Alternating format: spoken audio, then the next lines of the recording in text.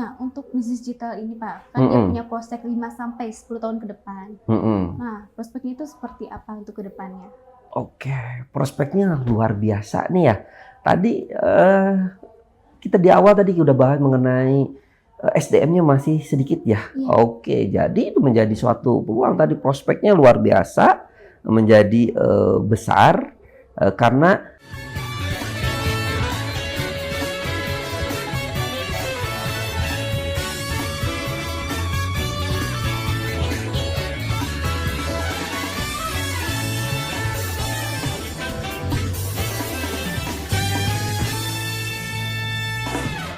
Halo semuanya, selamat datang di Digipod, di Excited Podcast.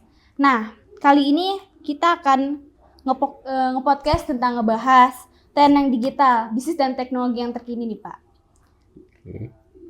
Nah, perkenalkan, aku Ayu, dan hari ini kita akan ngobrolin yang sedang sangat panas hari ini, yaitu masa depan bisnis digital di era AI. Nah, kali ini kita kedatangan tamu spesial, yaitu Pak Hendrik Maulana, yaitu Kaprodi Bisnis Digital dari Ibnu Khaldun Bogor. Halo Pak Hendrik. Oke, apa halo kabar? Mbak Ayu. Sebelumnya terima kasih sudah hadir di podcast Sama-sama kali Mbak ini. Ayu. Nah, Bapak kan selaku Kaprodi di Bisnis Digital nih. Nah, menurut Bapak tuh tantangan dan peluang yang dihadapi dunia bisnis digital tuh saat ini gimana sih Pak? Oke, tantangan ya untuk saat ini ya.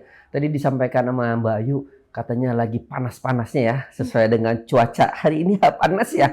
Tapi alhamdulillah nih ruangan podcastnya bagus nih Mbak Ayu. Katanya adem juga, lihat Mbak Ayu juga jadi adem gitu.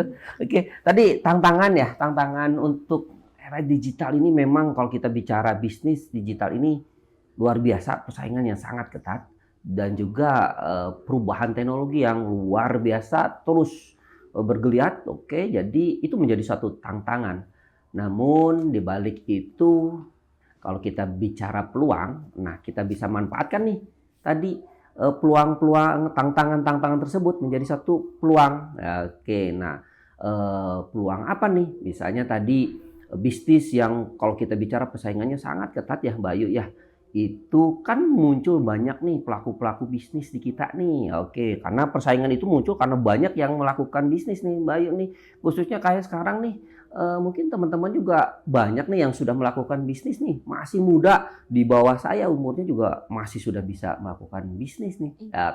Nah itulah muncullah persaingan, tapi menjadi peluang buat kalian khususnya yang masih muda dan punya kemampuan skill di dalam dunia bisnis ataupun digital, kita manfaatkan itu, gitu kan?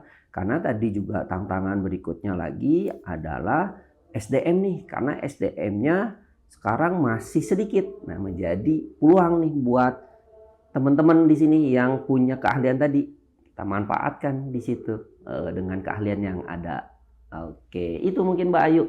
Tantangannya memang bisnis luar biasa, tapi kita hadapi dengan menjadi suatu peluang. Berarti dengan SDM yang sekarang bisa dibilang cukup sedikit lah ya Pak ya, dengan betul. adanya peluang sekarang bisa semakin meningkat gitu. Betul. Ayo. Oke.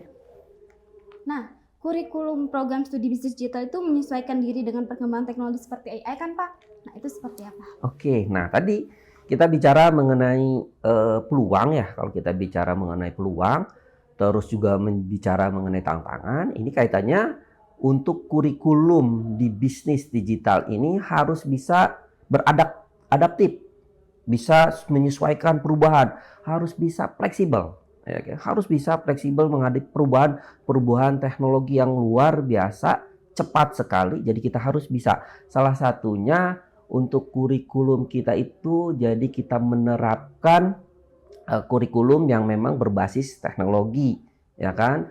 Terus juga kita mengadakan kurikulum yang terus relevan terhadap penggunaan teknologi, kan kayak gitu. Jadi terus perubahan-perubahan sesuai dengan kebutuhan pasar, kebutuhan apa sih yang dibutuhkan dalam dunia bisnis saat ini. Nah, kita gali dan kita siapkan gitu generasi-generasi yang bisa membawa perubahan gitu Mbak Ayu. Contohnya teknologi itu seperti apa sih Pak? Teknologi itu kalau kita bicara kan sekarang ada menggunakan AI ya. Oke. Terus juga kalau kita bicara data analis. Oke. Nah, data analis ini juga kalau dulu perilaku konsumen kita analisis pakai kuesioner dan ini, tapi kalau sekarang dengan bantuan AI, bantuan teknologi tadi analisis data, semua bisa terpetakan secara detail. Nah, secara detail nih teman-teman, apalagi kalau teman-teman nanti belajar mengenai analisis data, bagaimana kapan dia beli, kesukaannya apa, itu sangat mudah sekali dengan bantuan teknologi gitu. Mungkin teman-teman juga bisa deh kalau misalnya ini sekarang kayak ini kesukaannya Mbak Ayu, oke Mbak Ayu usia sekian sekian ya, ketik ke promnya, oke akan muncul nih, wah biasanya dia belinya ini nih, oke kalau nggak skincare bisa langsung tuh ketemu tuh.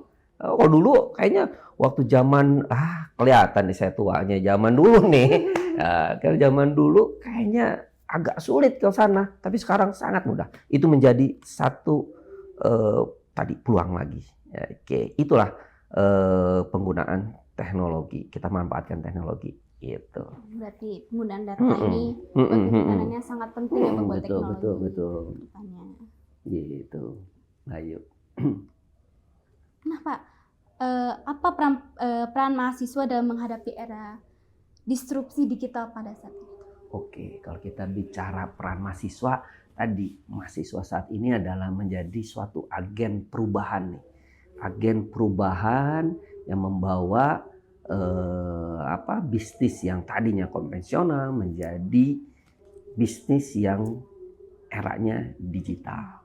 Oke, semua berbau digital, penggunaan teknologi. Karena kalau kita bicara dengan mahasiswa itu dia bisa mengeluarkan ide-ide kreatifnya. Karena banyak sekarang ya yang masih muda, malahan tingkat anak sekolah yang masih sekolah, anak SMA, ya kan SMP, udah bisa punya bisnis nih tadi dengan penggunaan digital. Apalagi mahasiswa nih, ya kan, membawa perubahan karena mahasiswa itu adalah agen perubahan untuk tadi khususnya untuk bisnis nih, ya kan, dibawa ke era digital sesuai dengan tuntutan zaman saat ini.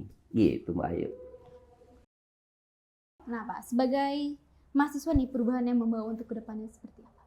Perubahan mahasiswa untuk kedepannya tadi dengan agen perubahan itu dia bisa menciptakan inovator-inovator, ide-ide kreatif yang tadi saya sampaikan, jadi lebih kepada bagaimana ide itu tertuang, bagaimana inovator khususnya adalah di dalam dunia bisnis gitu Mbak Ayu. Jadi agen perubahan karena kalau kita bicara mahasiswa ini adalah sebagai jembatan nih loh, jembatan antara lintas generasi. Nah, disinilah fungsi dari mahasiswa ini sebagai jembatan antara penggunaan teknologi dalam dunia bisnis gitu sih, Bayu.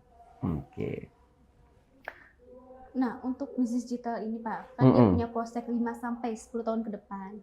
Nah, prospeknya itu seperti apa untuk ke depannya? Oke, prospeknya luar biasa nih ya.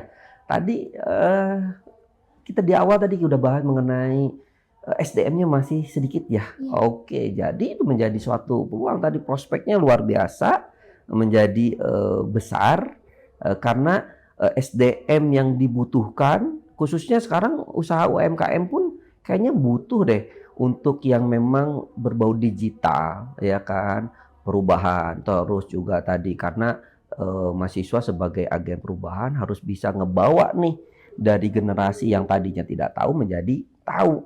Oke, inilah. Nah, kalau kita bicara prospek ke depannya, karena teknologi terus berkembang kan, ya kan? Terus berkembang, terus mengikuti, ya kan? Terus perilaku konsumen pun akan terus mengikuti dengan perkembangan saat ini. Kalau sekarang deh, contohnya deh, kalau kita bicara Mbak Ayu pasti punya login Shopee ataupun login ini ya. Iya kan, pasti marketplace udah banyak ya kan, udah semua sekarang perilakunya pembelajarannya secara online itu. Nah ini prospeknya luar biasa, berarti peluang bisnisnya banyak dan kita ciptakanlah dari mahasiswa itu, gitu. Dan tadi kalau saya lihat di sini mahasiswa itu bukan hanya sebagai pengguna teknologi ya. ya kan? Tapi dia bisa menciptakan suatu teknologi itu untuk kebutuhan bisnis gitu Mbak Ayu. Buat 5 sampai 10 tahun ke depan itu sangat merupakan peluang yang cukup besar ya Pak ya? Cukup besar, oke, cukup besar Mbak Ayu. Karena memang tadi perubahan teknologi ke depannya masih, kayaknya kan SDM masih kurang yang tadi saya sampaikan, masih kurang, masih banyak peluang-peluangnya gitu. Nah, untuk mahasiswa bisnis digital saat ini Pak, pesan-pesan dan unggulan yang relevan di dunia kerja itu seperti apa? Oke. Kedepannya. Untuk kedepannya saat ini teman-teman tadi karena sebagai mahasiswa suatu agen perubahan, terus juga mahasiswa sebagai bukan hanya sebagai pengguna teknologi, tapi juga bisa menciptakan. Terus mahasiswa di sini karena teman-teman kadang-kadang orientasinya adalah nilai, tapi kita orientasinya adalah bagaimana bisa menciptakan ataupun dengan portofolio ya, portofolio dari mahasiswa itu akan menjadi tren untuk kedepannya karena kalau kita bicara kebutuhan di pasar ini banyak pelaku usaha itu melihat bagaimana nih portofolionya, apa kemampuannya, apa yang mereka bisa gitu, apa yang mereka bisa.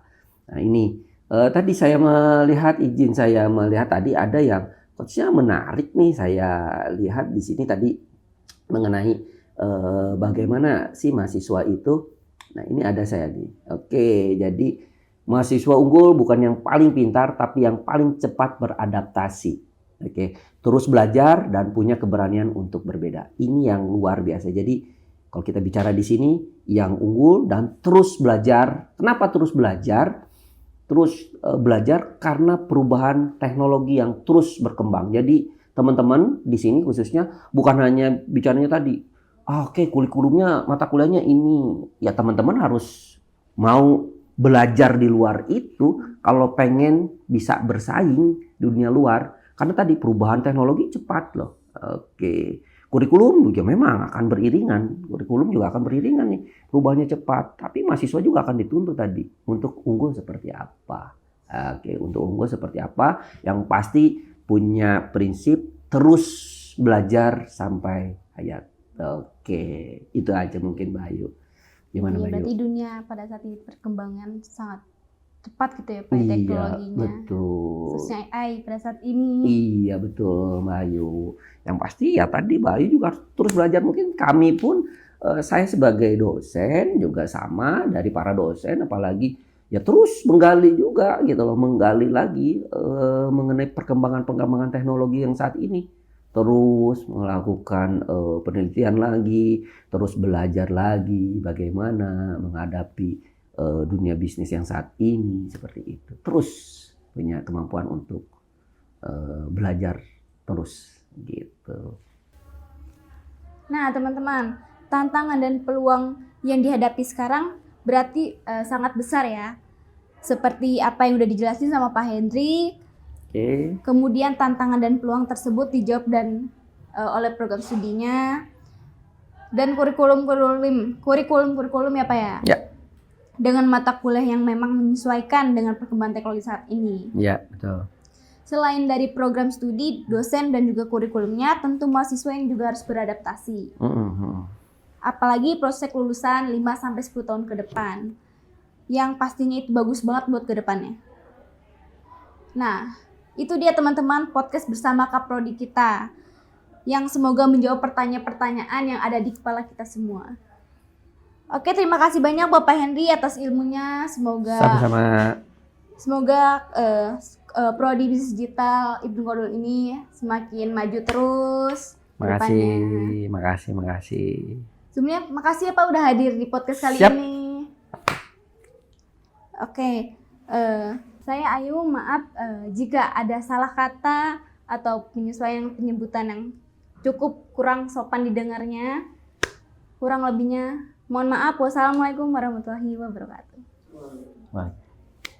Oke. Siap.